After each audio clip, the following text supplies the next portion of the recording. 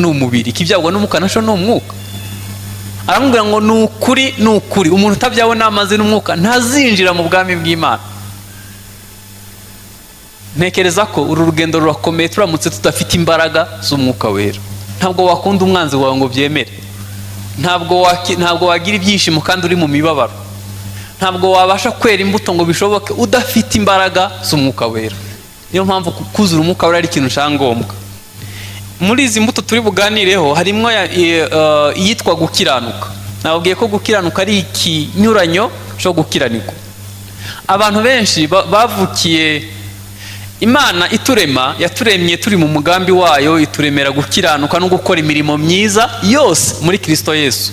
Ariko aho twavukiye n'uburere twahawe n'ubuzima twakuriyemo ntibadutoje gukiranuka. Ejo nababwiye ko muri sosiyete umuntu ubesha ari uhabwa agaciro. Iyo uvugisha ukuri bakubona nk'ikibazo. Hanyuma badutoza gukiranirwa. Ubwo buzima turabukurana, tuza mu rusengero dukuze. Urugero naba hano uruhi, Abanyafrika turabesha, mubazi ko tubizenanyeho, turabesha. Byibuze abazungu bo n'abadakijijwe biga kuvugisha ukuri. Kuye guko umupagani w'umuzungu arusha ubukiranutsi abashumba b'Abanyafrika.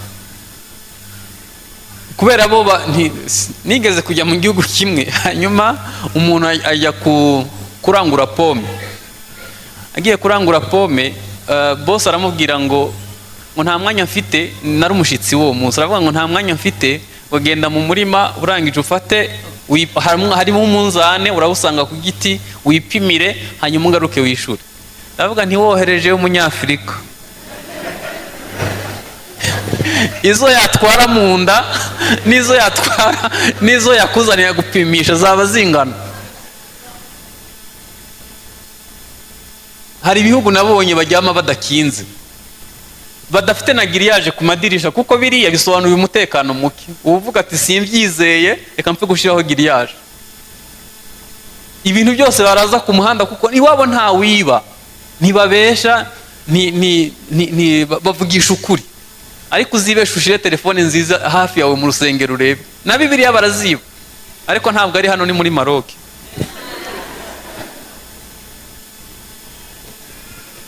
Kubera iki? Ntabwo turi abakiranutsi. Umuntu akubwira A akubwiye B. Iyo akweretse hano aba yaguhisha. Iyo akubwiye ngo tuzareba abashizemwo kode uzaburana kugeza no kumwuzukuru. Niko Abanyafrika tumeze. Biragoye kubona umunyafrika w'umukiranutsi. Ikibabaje, abantu bo hanze bo ntaco bitwaye. Ndavuga mu itorero. Itorero ryakagombye kuba ari intangarugero isi yigiraho. Ariko akenshi tujya no gucisha imanza kuba hanze twananiwe kumvikana mu rusengero. Ireba nk'abashumba babiri bagiye kuburana kuri polisi, bakajya gusaba umupolisi kubakiranura, bananiwe kumvikana. Abashumba babiri bananiwe gukwigwa ku ntebe. Nyene dukwiye kwiga gukiranuka. None nagira ngo turebe ni iki, ni gute ibintu bitari muri kamere yacu twabihabwa bigahinduka ubuzima bwacu bwa buri munsi. Birashoboka tubiheshejwe n'imbaraga z'umwuka wera. Nababwiye ko Imana ire mu muntu ari mu mugambi wayo, ikamurema ari umukiranutsi, ikamwohereza mu isi.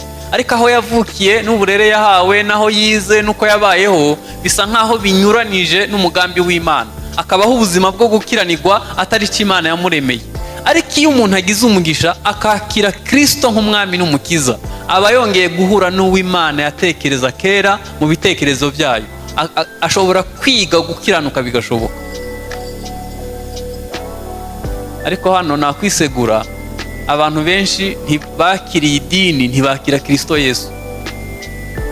Noneho iyo wakiriye itorero cyangwa idini ushobora guhinduka umunyedini mwiza, ariko ntabwo wavamwe umwana w'Imana. Guhinduka kuba umwana w'Imana bisaba gupfana na Yesu no kuzukana nawe, hanyuma ugatangira ukabaho ubundi buzima bwo gukiranuka nubwo kera wabaho ukiranirwa. Reka mbabwize ukuri, nta muntu n'umwe azabona impamvu yo gukiranirwa, habe n'umwe, kuko ibidutsinda hari abandi babinyuzemwo bemye barakiranuka, abo bitwa intwari mu bwami bw'Imana. nta muntu azavuga ngo mana politike ngo iravunana ngo niyo mpamvu nakiraniwe. Hazahita hahaguruka umunyapolitike mwiza yitwa Danieli, avuga ati ngewe nayoboye ibihugu 127 ndi uwa gatatu mu gihugu niyiriza ubusa kugeza ubwo nsenze Abisirayeli bakava mu bunyage. nta muntu azavuga ngo mana ngo urareba ngo kuba umukobwa mwiza i Kigali, kandi baranakubeshe siwe wa mbere i Kigali, ngo niyo mpamvu nakiraniwe.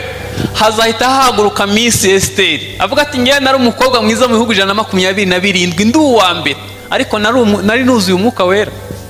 Hashize iminsi 3 muri Isirayeli bizihije umunsi mukuru wa Esther na Moridekayi, ukuntu barinze abayuda jenoside. Mu minsi 3 ushize niho bizihiza uwo munsi mukuru. nta muntu azavuga ngo mana kuba umusore mwiza. Hazahaguruka Yosefu avuga ati ngewe icyaha nari bukore nari ngifitemo inyungu, ariko narakiranutse. nta muntu azavuga ngo mana imisoro ya Rwanda Revenue ngo niyo mpamvu nakiraniwe. Itorero ry'Ifilipi ryatangiriye mu nzu y'umucuruzikazi w'umukiranutsi acuruza imyenda y'abami. nta muntu azavuga ngo mana ngo urareba ngo kuba umushumba ngo abantu baramvunye niyo mpamvu nakiraniwe. Simeyoni yabayeho hashize imyaka 400 Imana yarese Isirayeli, nta jwi ry'Imana, ijambo ry'Imana ryarabaye ingume, ariko yari umukiranutsi ayoborwa n'umwuka, ategereje amasezerano, agifite ishimwe mu mutima we kugeza umunsi yakikiye Mesiya. Aravuga ngo noneho usezere umugaragu wawe amahoro. nta muntu azavuga ngo mana gupfakara niyo mpamvu nakiraniwe. Ana muri Luka 2 yabanye n'umugabo imyaka 7, amara imyaka 84 ari umupfakazi. Bibiliya iravuga ngo yari umukiranutsi w'umuhanuzi, yabagaho yiyiriza ngo asenga, kandi icyo yasengera ngo kwagura ngo Isirayeli yose ibone ihumure, ntiyibuke imibabaro ye, akazirikana Isirayeli yose. Yari afite umutima wagutse. nta muntu azabona impamvu yo gukiranirwa. Ibyo ukiranirwamo hari abandi babikeranutsemwo babinyuramwo bemye n'abana b'Imana. Umusirikare mu Burundi yigeze kumpa ubuhamya kera nagiye kubwiriza i Burundi, yitwa Claude. Uwo musirikare yagiye mu gisirikare ari muto mu gihe cy'intambara z'i Burundi. Hanyuma agiye mu gisirikare arakizwa. Yari muri batayo nziza irimo abakristo benshi. Imbere yuko bajya mu migwano bagwana n'inyeshamba bakabanza kwiriza nk'iminsi 3. Imana ikababwira uko izabatsindira n'ibindi byinshi, noneho bakagira ngo batayo yabizi kugwana cyane, kumbe nuko babanza kuvugana n'Imana mbere. Rimwe bajya kugwana ahantu n'abacengezi. Byari bimeze nabi, cyari igihe cy'intambara kimeze nabi.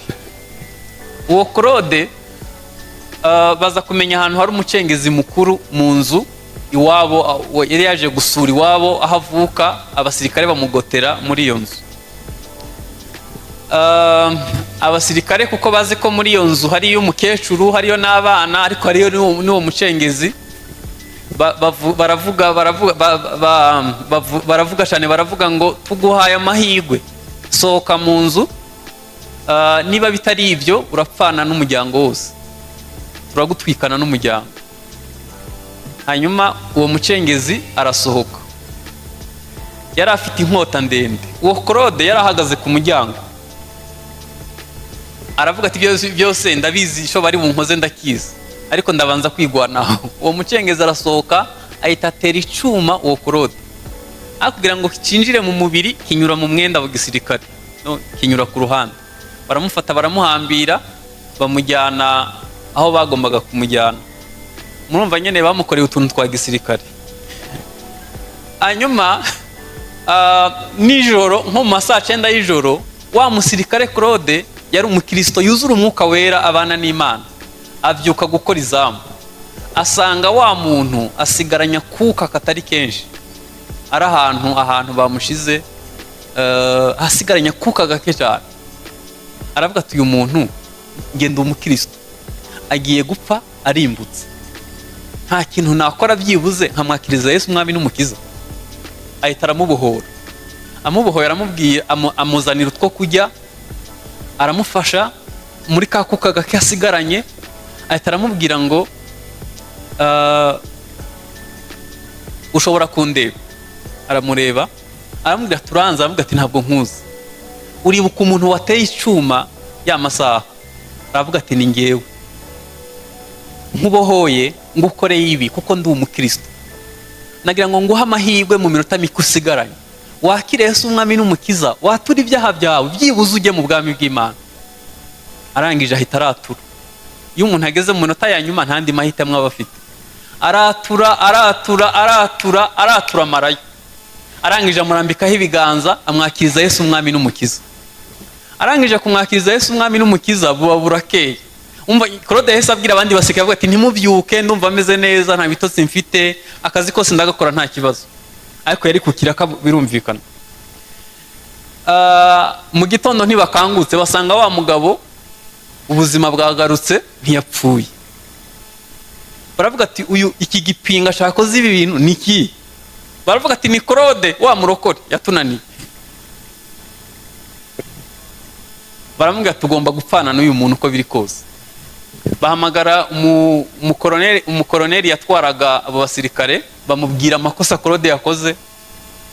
Baramubwira ati sawa ugomba gupfana nawe. Aramubwira ati ndagusaba mo koroneri, ndagusaba byibuze umpe kuvuga ijambo rya nyuma.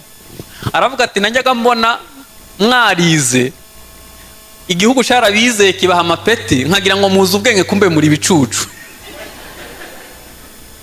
Baravuga ati ye umva umusirikare muto yabwiye koroneri gutyo ntibibaho. Aravuga ati uyu muntu mugiye kwicira hano ni wazi intwaro zose aho zitabye, ni wazi abacengeza aho bari, none mugiye kumwicira nta n'ikintu atubwiye. Ubu se mumfashije igihugu ni iki mukoze? Koroneri avuga ngo uzi ko ari byo. Bahise bahamagara muri leta majoro, bazana indege, baramupakira, baramujyana. Nagira ngo mbabwire ko uwo muntu yari agiye gupfa urwo rupfu, ubu ni umushumba w'itorero. Yakiriye Kristo umwami n'umukiza, akorera Imana, kuko Claude yakiranutse mu gihe kitari cyo gukiranuka. Iyo yari inshuro ya mbere. Inshuro ya kabiri bagiye kugwana ahantu ku mupaka wa Tanzania, na ahantu habereye intambara kuko byari bitoroshe. Hanyuma bariho baragwana, hari ahantu banyura nyine igihumeka cyose kigahura n'ikibazo. Niho ndababwira ko ibidutsinda hari abandi babitsinze, babinyuramwo bemye, kandi bashobora kwera imbuto mu gihe kitari cyo kwera imbuto, gukiranuka mu gihe kidashoboka ariko ugakiranuka. Bagiye hari ahantu bagwaniye, abacengezi bari hakurya, abasirikare ba leta bari hano, bararasana. Mu gihuru kirimo hagati aho harimo umugabo uryamanye n'abana n'umudamu muri icyo gihuru. Bararasana, umugabo urusaku rw'amasasu rubaye rwinshi, ava mu gihuru ariruka, ahura n'amasasu bihuriramo. Mu gihuru hasigarayo umudamu n'abana. Abasirikare barimo kugenda bareba uko urugamba rwagenze, bahita bagwa ku bana n'umudamu bahahamutse. Ubwo abasirikare b'abapagani bahita badesida kubica. Claude aravuga ati nimubica nzabivuga, ntibibaho, aba bana ntaco bazira. Noneho abasirikare bavuga ati okay, uzamenye uko ubigenza. Claude ahita afata akana k'agahinja k'amezi 6 agashira mu mugongo, aragaheka n'imbunda, afata kandi agafata mu ntoki. Hanyuma abasirikare bahita baramuta, asigara wenyine, kandi hari mu bacengezi bimeze nabi. Arakazamukana imisozi, arakazamukana, utwo twana tuzamukana, atugeza harara, adushira ku kamatera ke. Arangije adushakira igikoma, utwo twana turabaho. Wa mudamu nawe mama wabo bamujyana mu yindi nkambi hirya. Nyuma y'amezi 6 Claude afite uruhinja mu ntambara. Uruhinja rwarakuze rumeze neza. Arabaririza, amenya aho wa mudamu ari mu nkambi, ahita asubirayo. Amuga ati madamu bimeze bite? Aravuga ati abana banjye bose barapfuye, n'umugabo wanjye nawe yarapfuye. Baramuganira, aramwumva, amusigaho. Buke aragaruka, amuga ati ariko byibuze nta gakuru wawe uramenye ko abana. Baravuga ati nta gakuru, abana banjye barapfuye. Amuga ati nifuza kumperekeza nkakujyana mu yindi nkambi ahandi hantu, hanyuma nzakubwira ibindi tugezeyo. Arangije ahita muhuza n'abana be, amusubiza abana be, afata udufaranga tw'umushahara tw'umusirikare muto, aramuhingishiriza.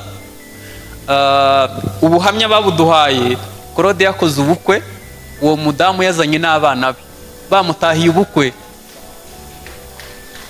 Nubwo dukiranirwa, hari abandi bakiranuka mu gihe kidashoboka. Agakuru ka nyuma nshaka kubabwira kubwo gukiranuka. Hari umumama, uwo mumama yarashatse ntiyabyara, yari adakijijwe n'umugabo adakijijwe. Bagiye kwa muganga basanga umudamu ari ufite ikibazo. Umugabo akajya ajya gusambana hanze, bigeze haravuga ngo ariko mada, ubundi ko njya gusambana icyo nshaka n'abana, ubundi nazanye umugore wa kabiri kuzi ko ari we utabyara. Ariko hagati aho umudamu yakiriye Yesu umwami n'umukiza. Noneho bigeze aho umugabo aramubwira tumva rero nafashe icyemezo, inzu ni iyanjye, ngiye kuzana umugore wa kabiri, hanyuma urahitamo ibintu bibiri, usubire iwanyu cyangwa nabwo wimuke uve hano ujye mu cyumba cy'abashitsi. Kandi ndahita nirukana, niufata icyo cyemezo ndahita nirukana umukozi, ubwo uzahinduka umukozi wacu. Umudamu yari umukristo yuzuye umwuka wera, yize gukiranuka ku gato na kanini. Ahita aragenda arasasa mu cyumba cy'abashitsi, arapfukama, aravuga Yesu ngo ndagushimiye ko ngiriye icyizere, ugahitamo ko ngeragezwa n'iki kigeragezo. Aramubwira ngo ndakwizeza ko nzaba uwo kwizegwa, nta muntu n'umwe azabimenya, kuzageza igihe uzambwira impamvu mbuze uburenganzira bwanjye atari njye wibujije kubyara. Umudamu nimugoroba agiye kubona abona umugabo atahanye n'akana k'agakobwa kakiri gato, bahita binjira mu cyumba. Mu gitondo arabyuka, arakoropa, arangije ateka icyayi, ategura ku meza, aragenda arabakomangira, aravuga ngo mubyuke mujye muri dushe nashizemo amazi. Ndahira ko abaye wowe utayabamenaho. Kuyashusha byo wayashusha ndabizi, ariko wayashusha, ariko icyo yakora ni wowe ukizi. Ibyo yarabikoze ukwezi kwa mbere, ukwa kabiri, ukwa gatatu. Mu kwezi kwa 9 wa mudamu wa kabiri ubwo yarasamye nyine akihagera, amuherekeza kubyara nkaho wagira ngo ni muri umunawe, amukorera byose bakorera ababyeyi. Nyuma y'amezi 3 umudamu yarabyaye. Imana ibwira umudamu ngo nkurikije kwihangana kwawe, nkurikije uko witwaye mu kigeragezo, uyu munsi ndagutabara. Ariko reka mbabaze, nk'ubu nkatwe yadutabara ihereye kuki? Kuvuga neza, ko wihangana, gukorera Imana. Hari ibintu Imana ishingiraho iyo ijya gutabara. Hari ibintu Imana ivuga ukabona nta nzira. Umudamu uheruka kubyara ugezweho, Imana iragutabara. Ariko wa mudamu nimugoroba yagwanye n'umugabo mu cyumba hafi kwicana. Umugabo aramubwira ngo mva wandaya, umudamu wanjye aba mu cyumba cy'abashitsi, we naragutoraguye, uwo twakoranye isezerano mu cyumba cy'abashitsi. Ahita aramwirukana, ahita ajya imbere y'abo mudamu warapfukama, aravuga ngo madamu narakwishe wanga gupfa, ibyo nagukoreye ntibibaho, birashoboka ko wambabarira? Ambwira ati nakubabariye umunsi mva mu cyumba cyanjye, uri uriya munsi narakubabariye, niyo mpamvu ubona nakoropa nishima nkabashira amazi muri dushe, nuko nakubabariye. Arangije kwihana ahita afata telefone ahamagara umuryango we wose n'uwabo wa madamu, bateraniriwe nimugoroba, apfukama imbere yabo ararira. Umva ngo abagabo Mariya atemba ajya mu ndi, wafashwe n'umwuka wera ajya hanze ararira, asaba imbabazi, avuga ibibi byose yakoreye umudamu we. Abiwabo w'umudamu barasakuza, babaza umukobwa wabo impamvu yabicecetse, nta muntu yigeze abimenya. Aravuga ati nabibabwira ngo mumarire iki, cyari ikigeragezo cyane. Nyuma yaho barataha nyine nta kindi. Umugabo aramubwira ati sinatinyuka kukubwira ngo ugaruke mu cyumba, sinakora iryo kosa, gusa icyiza nuko wambabari imbere y'umuryango nkaba nababari, hanyuma Imana yawe ni mubishaka muzagaruka mu cyumba n'Imana yawe. Icyakurikiyeho ni iki? Umudamu yagiye mu cyumba cy'abashitsi arapfukama, arabwira Yesu ngo ndagushimiye ko mpaye kurangiza ikigerageza amahoro, ntagukojeje isoni ngikiranuka. Aravuga ati ariko nubwo ndangije ikigeragezo nta cyizere mfite ko atazazana undi, kuko n'ubu sinabyaye, icyo nazize nuko utabyara. Imana yamubwira ngo genda ujye mu cyumba nabirangije. Ijoro rya mbere babonanye hisa asama inda, ubu buhamya mbabwiye yabutubwiye akikiye umwana yaje kumusengeshereza ku igaburo ryera. Ni ukuri usibye ko kamere yakunaniye, hanyuma rimwe na rimwe hari igihe tuyirata ngo twebwe ngo abanyakaramakazi ni uku tumeze, abega akazi turarakara cyane. Ntabwo ariko abana b'Imana bamera. Iyo umuntu ahindutse abicaremwe, ibya kera biba bishize. Ibyo dukiranirwamo hari abandi bantu babikiranutsemo bemye bahagaze neza mu bwami bw'Imana. Dukwiye kwiga gukiranuka. Bibiliya iravuga ngo yewe mwana w'umuntu we, ko Imana yakweretse icyiza icyo ari cyo, ibyo gusaba ni ibi bikurikira. icya mbere ni ugukora ibyo gukiranuka, icya kabiri ni ugukunda kubabarira, icya gatatu ni ukugendana n'Imana, icya kane ni ukwicisha bugufi. Nibyo bintu Imana idusaba. Hagati aho ngiye kubabwira akantu ntimuzakavuga, ariko nubwo utaba umukiranutsi byibuze uzaba inyangamugayo. Hari ibintu umuntu w'imfura atakora. Ubu uri ubukirisitu ubure n'ubufura basi.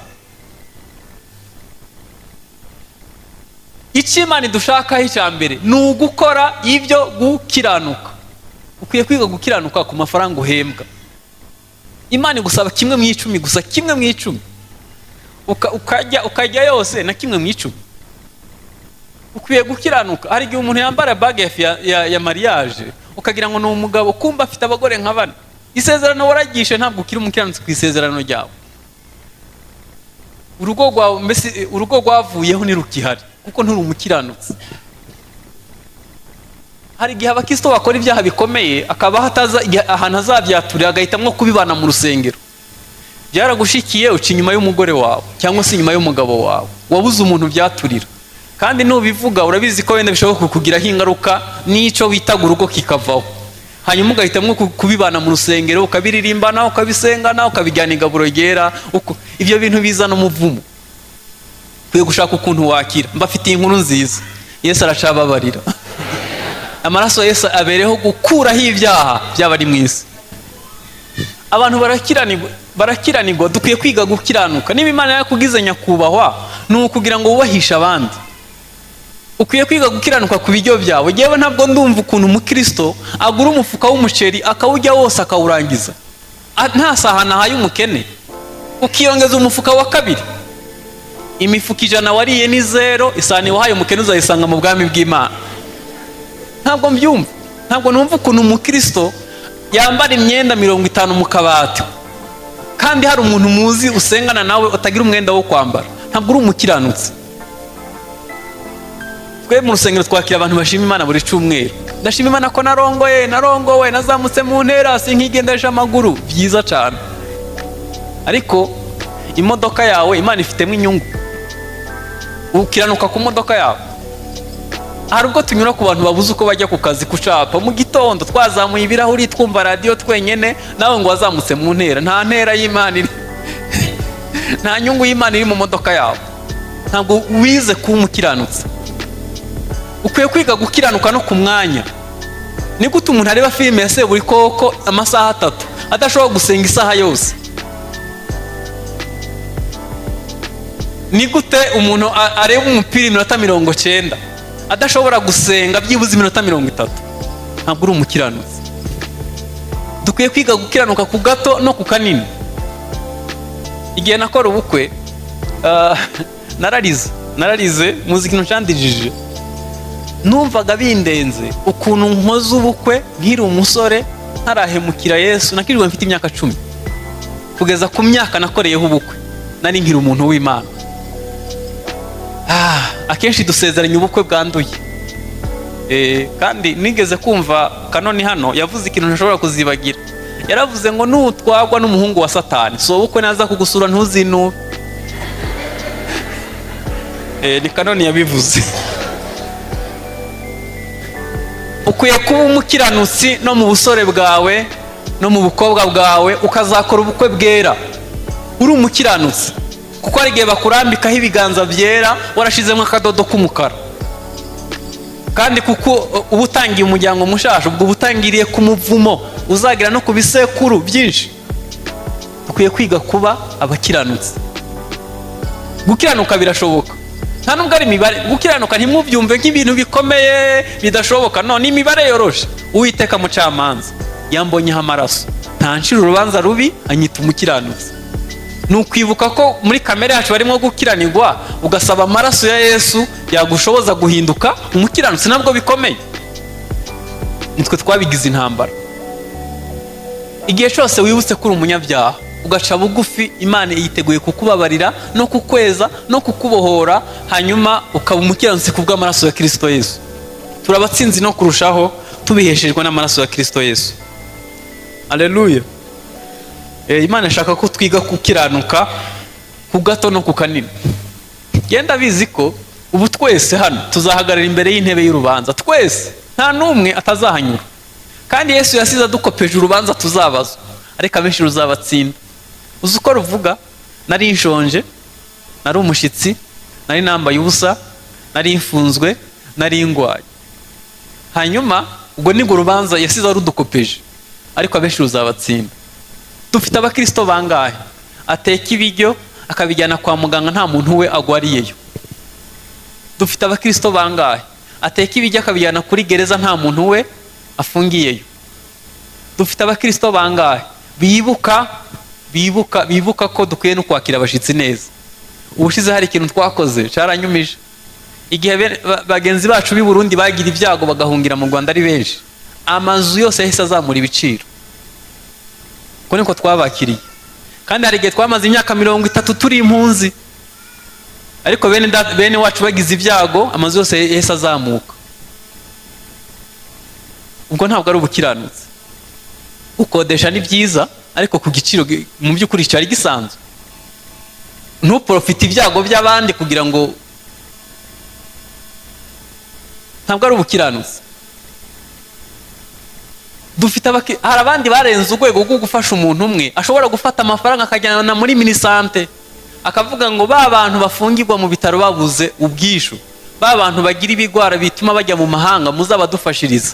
Ntategereje kamera, ntategereje abanyamakuru bazamukomera mu mashi, akaba abikije mu bwami bw'Imana. Ubu ngubu tugeze mu kwa kane. Ngewe mu buzima busanzwe nkora itangazamakuru, iyo bigeze mu kwa kane bahita baduhamagara, amatorero nibo mvuga, muze tugiye gufasha imfubyi, batwaye iki? Kawunga n'amasabune n'ibishimbo. Ariko reka mbabaza, kawunga twabasigiye mu kwa kane, niyo bakijya kugera mu kwa kane hagati aho kuki ntawe usubirayo? Mutekereza ko iki imfubyi zikenera ari kawunga? Kawunga yakagombye kuza yiyongera ku bindi byinshi imfubyi zikeneye. Niba ari ikintu kibabaza imfubyi ni ukuva ku ishure watsinze ntawe ukubaza birete, ni ugushaka gushingirwa udafite uzakuvugira ijambo, ni ugukora amakosa udafite uguhana. Dufite abantu benshi birirwa bamanitse amaboko mu rusengero basaba Imana umugisha, ariko umugisha ntusengerwa, umugisha urakorerwa. Iyo ukoreye urihuta, ariko iyo usengeye utinda kuza. Rero amatorero yatwigishije gusengera umugisha, ariko ntibatwigishije gukorera umugisha. Ntekereza ko ababyeyi bagiye bajya mu mazu y'imfubyi bakavuga ngo nubwo mwamaririje muhumure turahari tuzababera ababyeyi, waba waruhuye kuruta kubaha kawunga. Ariko nababwiye ko icyo tuba dushaka biba ari amafoto. Dukwiye kwiga gukorera Imana, tukaba abakiranutsi ku gato no ku kanini. Hanyuma indi mbuto ni imbuto yitwa kugwa neza. Bibiliya avuga ngo gukiranuka bishira ishanga hejuru, ariko iyo abantu babaye abakiranirwa abantu bashobora kurimbuka. Ibaze nk'umujyi wa Kigali ufite abakiranutsi bangana nko kumungana, mbega imiryango yazaba myiza. Ukigisha abana gukiranuka kuva bari mu nda bakambakamba. Abisirayeli ukuntu barera abana babo bigiye byaramfashije. Iyo umudamu w'umwisirayeli atwite, umugabo afata umwanya cyane cyane ku isabato agasoma ibitabo 5 bya Mose avuga cyane. Narababajije kubera iki mu bigenza gutyo? Baravuga ngo umwana iyo ari mu nda aba yumva kuruta igihe ari hanze. Hanyuma byibuze umwana w'umwisirayeli atangira gardienne azi ibitabo 5 bya Mose ku mutwe. Niyo mpamvu utapfa kumuhindura. N'abantu bakomera ku muco wabo wa Kiyuda. None twebwe tubareresha filime, tubareresha izisobanuye, tujya gushaka umugati n'ubuzima busanzwe ntituzi zirebye iwacu. Ntekereza ko mu myaka iri imbere tuzagira abantu biturikirizaho ibisasu, kuko iyo umuntu akina filime, cyambere nta filime itagira montage, hanyuma icya kabiri, iyo umuntu ajya kwandika filime aba inspire nk'uko umuntu ategura ijambo ry'Imana. Umwuka uri inyuma y'uwakinye filime niwe uzafata uyireba. Niyo mpamvu dufite, mbese ibyo bintu byose bihinduka uburozi mu mitwe yacu. Hanyuma imbuto ya kabiri ni imbuto yitwa kugwa neza. Ubugwa neza musobanure gute? Sinabona amagambo mbivugamo, ariko Imana ashaka ko duhinduka abagwa neza. Ibi nibyo bisimbura umujinya n'amahane. Nubwo abavuka mu muryango w'abantu bagira umujinya ku kigero kiri hejuru, Imana ishobora kuguhindura umugwa neza. Ijambo ry'Imana ni inyundo riraducura tukaba abo tugomba kuba abo muri Kristo Yesu. Reka nkumvugize ukuri, nutashira umwete kuguhinduka bishobora kuzakubuza ubugingo buhoraho. Mose avuka mu muryango wo kwa Lewi. Lewi yari umuntu urakara ku kigero kitabaho. Bigeze gufata mushiki wabo ku ngufu.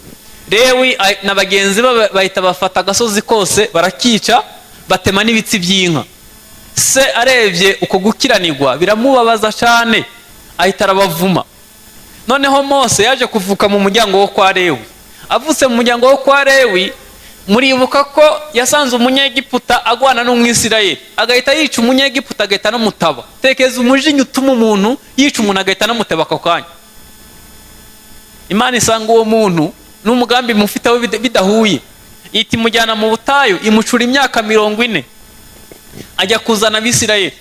Reka mbabwize ukuri, iyo ajya kuyobora Abisirayeli agifite umujinya nk'uwo yari afite kera, yari kubamarisha imigeri, ntabwo ari kuzabagezayo.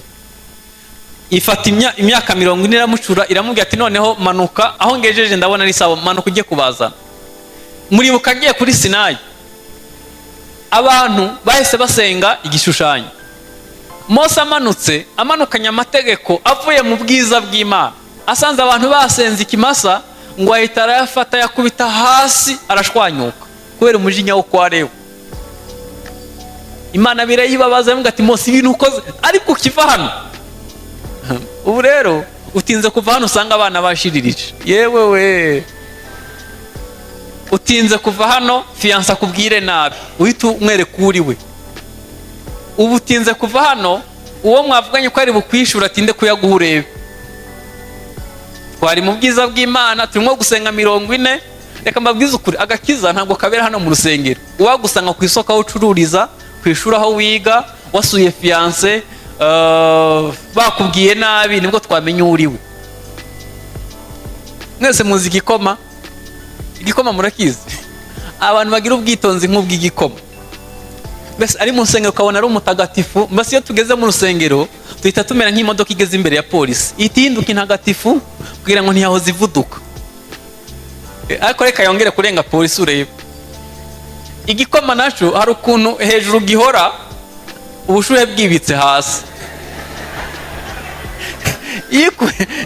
Iyo kinywanye inzara ushobora guhita uzinuka igikoma ubuzima bwose, kigukorera ibintu bibi. Abantu iyo musanze mu rusengero bahimbaza bakorera Imana, wagira ngo ni bene data. Yewe we, umunsi umwe ashobora kukwereka habera umuntu ko atigeze ahinduka umugwa neza. Mose avuye mu bwiza bw'Imana iminsi 40 ahita amena amategeko. Imana avuga ati garuka nguhaye igihano, amabuye yo kwandikaho urayikorera, hanyuma ngewe ndagutera inkunga yo kukwandikiraho. Ntihashize iminsi abantu babura amazi yo kunywa, barakarira Imana na Mose.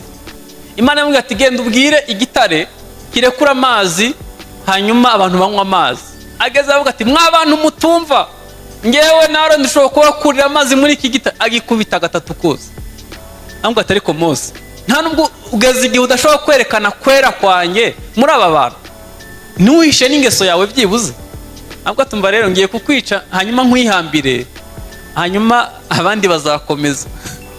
Mose ntabwo yinjiye mu gihugu cy'isezerano, yamugejejeho mu buryo bw'umwuka, ariko mu buryo bw'umubiri ntigeze agera mu gihugu cy'isezerano. Iramwica, iranamwihambira. Reka nkubwize ukuri, ingeso twanze guhindukaho zishobora kutubuza ubugingo tutarebye neza.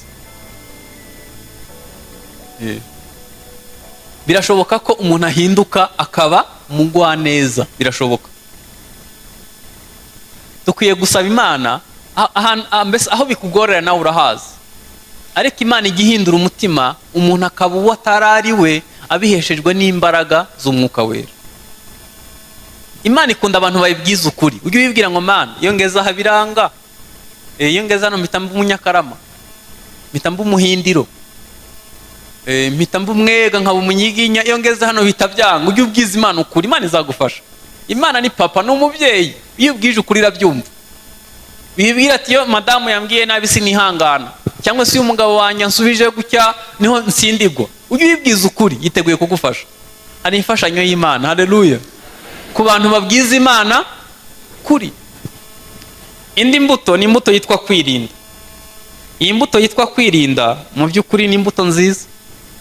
Abarokore bamenye kuyikoresha, ntabwo yakora mu mwuka gusa, no mu mubiri nabwo yakora.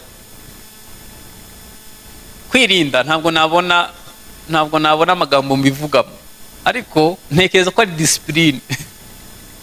Ni ukugira ikinyabupfura, ukagira discipline mu nzira ijya mu ijuru, ukorohera umwuka wera, hanyuma ukirinda ibintu byose. Baca umugani mu Kirundi bakavuga ngo ubyinana na mukeba ntahumbya. Mukeba nta mikino aba afite. Hanyuma iyo utabaye maso ashobora kugukorera akantu kumye. Hanyuma iyo uzi kubyinana na mukeba rero ntabwo uhumbya. Mumenye ko tugwana n'isi na Satani n'umubiri. Dufite mukeba yitwa umubiri n'isi, kandi ibyo byose bihiga ubugingo buzaragwa agakiza. Niho Bibiliya ivuga ngo nk'akarungu mu mahwa niko umukunzi wanjye ameze mu bandi. Ubugingo ni nk'akarungu mu mahwa, bidusaba kwirinda ku kigero kiri hejuru. Kwirinda mu byo ureba. Ariko reka mbabaza, abantu bareba televiziyo bari hano bazamura ibiganza. Abantu bareba televiziyo bazamura ibiganza. Nanyi wangira hari muzamure. Wow, murakoze. Mwarabonye ko indirimbo zica kuri televiziyo 80% zigisha ubusambanyi, ariko turazireba tukazirebana n'abana bacu. Ejo nari mu mujyi mbona abantu bacuruza amamoto, ku modoka yabo hariho umukobwa yambaye presque ubusa yicaye kuri moto, kandi abakobwa si abamotari. Ubwo baba bashaka kuvuga iki? Barazi ko intege nke z'abagabo aho ziri ni ku maso, bagahita bashaka umukobwa yambaye nabi bakamwicaza kuri moto kugira ngo moto igugwe. Iyo niyo publicity itangazamakuru nico rivuze. Bamenya hari intege nke. Iyo bavuga kwirinda, ukwiye no kwirinda mu byo ureba. Maze kubona abagabo 3 bagonzwe n'imodoka barapfa kubera kurangarira abantu bambaye nabi. Impamvu Satani yateguye abakobwa n'abadamu ku muhanda akabambika nabi nuko azi intege nke z'abagabo. Nitutiga kwirinda mu byo tureba, dushobora kuzagwa mu mitego iri hano hanze hose. Ibyo nibyo bikurura ubusambanyi. Utekereza ko iyo umuntu abirebye bijyayo, ikintu cyose cyanyuze imbere y'imboni z'amaso yawe gita kijya hano kuri disque dire, uzarinda upfa kidasibamye. Noneho uhita ureba ibintu biri mu mutwe wawe uko bingana. Unutagira imirongo ya Bibiliya myinshi byibuze yasimbura ibyo ngibyo, bizajya bigaruka no mu nzozi. Iyo ujya mu birote kuko byanyuze imbere y'amaso yawe. Imbuga za WhatsApp turiho ni ibiki biriho, amakuru ariho n'ayahe. Dukwiye kwiga kwirinda n'ibyo dusoma. Ukwiye kwiga kwirinda n'ibyo wambara. Nigeze kuva kuri radio Umushikiri muri City Plaza, manu sengeze hasi mbona abamotari hakunda guparika abamotari, mbona bose barangaye. Hanyuma nanjye ndareba, nyine nararebye. Umva icyambabaje, sanga ni umuririmbyi w'iwanjye mu rusengero yambaye nabi. Nawe tekereza umuntu urangaza abamotari mu mujyi. Uzi ko bagira imyenda bazana mu rusengero niyo bajyana mu mujyi. Ndababara, mpita nkura y'amaso vuba kugira ngo atambona byibuza akansuhuza bakamenya ko tuzinanye. Ndavuga Mana yanjye we, ariko urebye ku cyumweru ijipo yazanye mu rusengero nyene yari ikwiriye. Beneda, nujya no kwambara wibuke ko hari imyenda yo kwa Petero wayikoraho ugakira. Niba hari imyenda ikiza hariho n'iyica. None umukristo yambara imyenda yica gute? ntabwo ari imyenda gusa. Nujya no kujya ugiye kwiyarurira, wibuke ko Yesu ashobora kugaruka hafi aho. Ashobora kugaruka ugiye kwiyarurira, hanyuma umukiranutsi ari ikintu kijya kintangaza pe.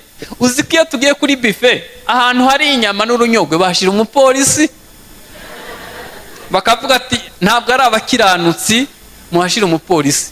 Inka bakayiragira mu gisambu, bakayiragira no ku isorori. Kubera iki? Abantu bagiye kwiyarurira si inyangamugayo, ntabwo bazi kwirinda. Nujya no kwiyarurira ujye ukiranuka, ubu umuntu azi kwirinda no kwihesha agaciro. Kwirinda, intege nke z'abadamu ni amatwi. Ukwiye kwirinda n'ibyo wumva, kuko hari ubwo Satani azana ibicantege akakwereka ko mu mufuka nta kigenda, n'inkweto zahengamye, no kuri konte nta kihari, mbese ugahita uvangirwa, ugahita wumva amajwi ya Satani igiye Imana ivuga ngo humura, ntubu kibyumvise. Mutekereze nk'umusore ari hano agize umugisha wo guhura n'umukire umwe, babandi bo mu mujyi ntiriwe mvuga amazina, akakubwira ati ntutinye ndi kumwe nawe, ibindi byose by'ubuku uzabimbaza. Yagendera mu 108 yumva yavuganye n'umukire. Ariko Imana ikubwiye ngo ntutinye nzagutabara, avuga ngo mbega ni uko ihora ivuga. Ibyayo nta wamenya neza. Ijambo rivuga ngo ntutinye ryanditse muri Bibiliya inshuro 356. Siyo minsi igize umwaka? Minsi 365. Murakoze. Ijambo rivuga ngo ntutinye ringana n'iminsi igize umwaka. Ariko ni kangahe tuvyuka twahangayitse? Ukwiye kumenya kwirinda. Ejo nababwiye ngo iyo ugiye gusura umuhungu muri ghetto, uzi ko yibana, uzi ko hakurikira hiki, ubusuzavuga ngo Imana ntiyakurinze. Iyo utinyuka kuba inshuti n'umugabo utari uwawe, kuko gusa ngo avuga neza. Abagabo nabo hari igihe tunyene tujya gushaka umuceri, ntiwibuke no kurinda ahari intege. Kwirinda ni ikintu cyangombwa. Nasonye Bibiliya iravuga ngo Imana ifata umugabo imushira mu ngobyi ya Edeni mu inshingano ebyiri, kuyihingira no kuyirinda. Muzasome neza. Adamu ntiyagize esheke mu guhinga, yagize esheke mu kurinda. Hari igihe tujya kuzana umuceri, basigaye bareba filime z'abarasana mu rugo n'abaterana ibyuma n'abicana, ukagira ngo umuceri urahagije, utazi uburozi buri mu mitwe y'abana. Hanyuma abagabo iyo arimo gufiyansa, yakiri umusore arimo gufiyansa, ashobora kwandika message nk'icumi ku munsi, agahamagara inshuro 20. Ariko yamugejeje mu rugo no guhamagara rimwe ntabyibuka. Iyo utibutse kurinda ahari intege nke, bashobora kuzazana intege nke. Iyo utarinze ahari intege nke, hashobora kubyara izindi ntege nke kandi zizaba mbi kurutaho. Ese urinda Bibiliya avuga ngo uwirinda mu byo avuga uwo muntu aba hiriwe. Si ushobora kurinda ururimi rwawe, ushobora kurinda amaso yawe, ushobora kurinda intekerezo zawe, ubaho ubuzima bwirinda. Ari itorero rimwe nigeze kubamo kera ahantu, abashumba baho 85% bose bari bagwaye diabete. Noneho nkibaza aba bantu ni icyorezo habaye, kumbe babona isukari batarigeze bayibona. Noneho yayibona agahita yinywera rimwe, kandi uko yinywera rimwe niko bazayimukuriraho rimwe.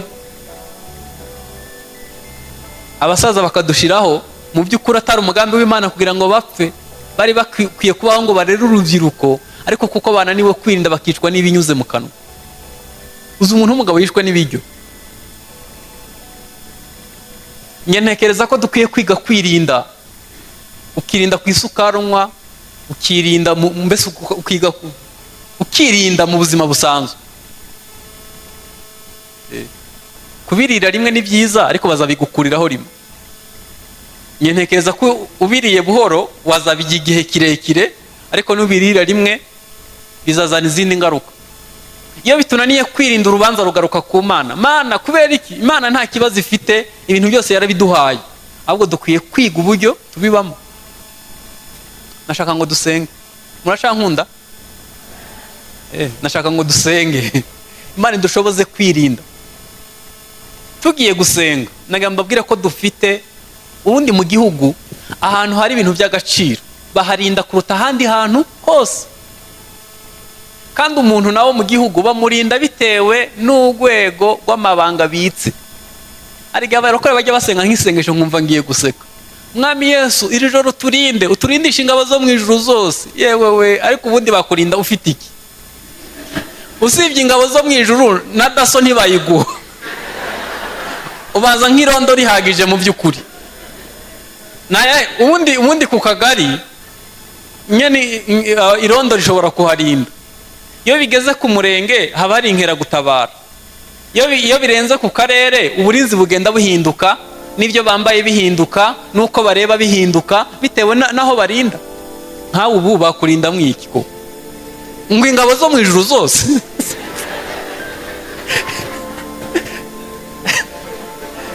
zo mu ijuru zose ufite ayahe mabanga y'Imana barinda?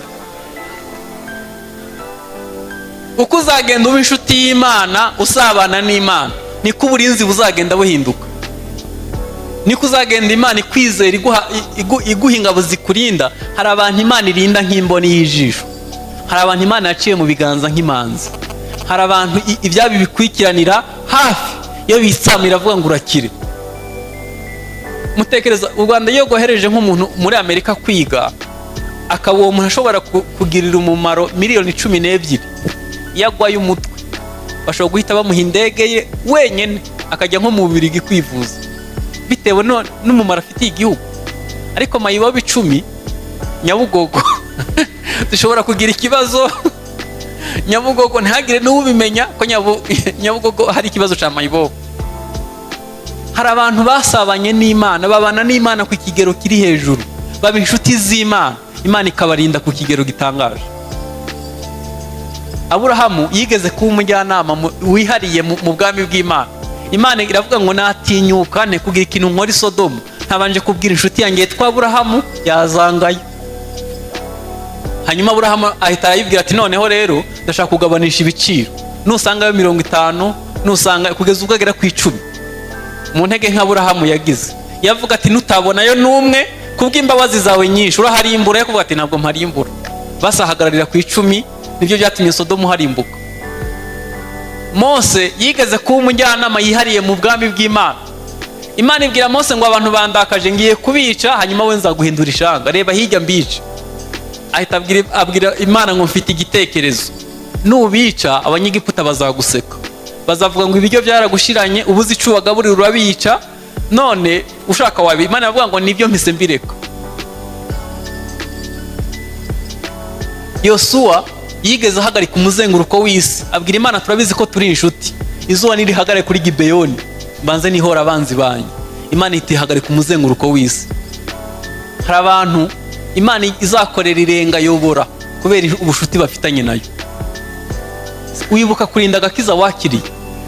Herode aragahiga, dukwiye kukarinda. Duhaguruke dusenge. Reka nsabe pasiteri umuyobozi azadufashe gusenga, atubwirire Imana ngo Mana aho twananiwe kwirinda utubabarire, n'intege nke twaguyemo utubabarire. Imana idushoboze kuba abantu bashobora kurinda ikibisanyo cyiza twahawe. Imana ibaho umugisha.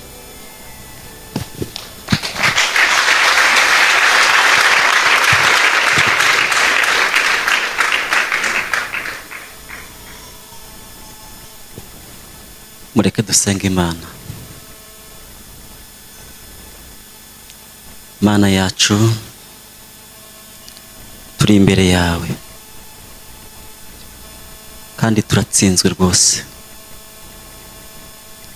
Byatumye umuririmbyi avuga ngo Mukiza utwemere nubwo turi babi. Mana Data wa twese, impande zose turatsinzwe,